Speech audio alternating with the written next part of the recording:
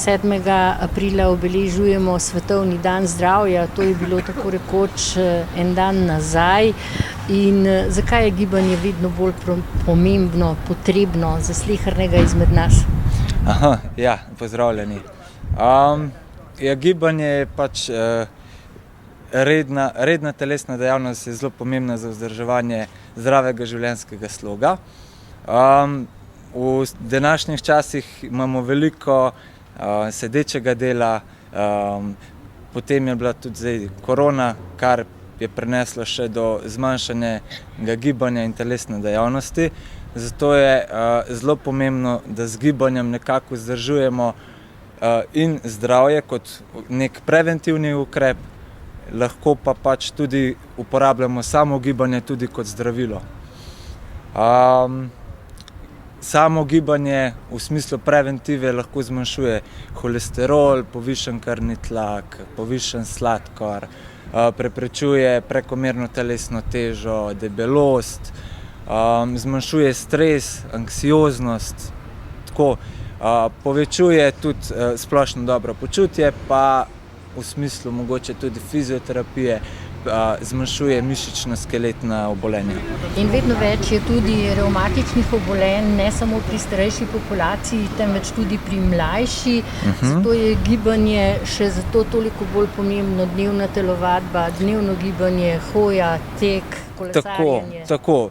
Načeloma za starejšo populacijo, se pravi od 18. leta naprej, pa nekje do 65. leta, je priporočljivo vsaj nekje 150 minut aerobne vadbe tedensko oziroma nekje 75 minut visokointenzivne vadbe na teden. 7. april, Svetovni dan zdravja, letošnji slogan Naš planet, naše zdravje. Zakaj mislite ta pravzaprav slogan?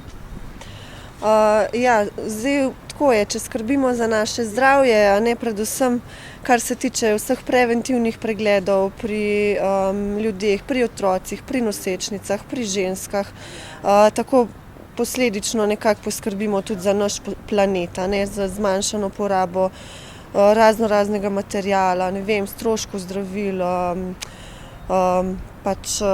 s prehrano in z vsem tem pripomoremo k boljšemu počutju, k zdravju, z gibanjem, s prehrano, tako kot sem rekla, tudi s preventivnimi pregledi.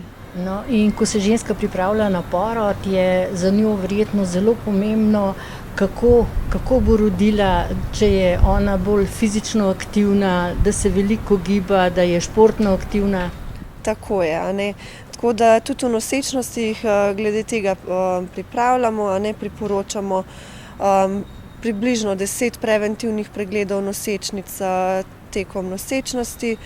Pri nas je tudi tako, da izvajamo del teh pregledov babice v babiški ambulanti in imamo tam še več časa za to, da jih pripravimo na dobro psihofizično kondicijo do poroda, do priprave na dojenje, ki je tudi zelo pomembno in zelo pripomore k skrbi do okolja, za zmanjšanje mlečnih formul, embalaže tudi na ta način. No, 7. aprila je bila pred Splošno bolnišnico na Jesenicah postavljena stojnica, na katero ste mimoidoče opozarjali na zdrav življenjski slog.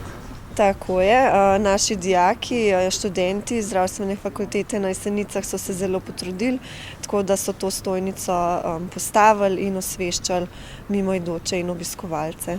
In kakšen je bil obisk? Obisk glede na razmere v redu.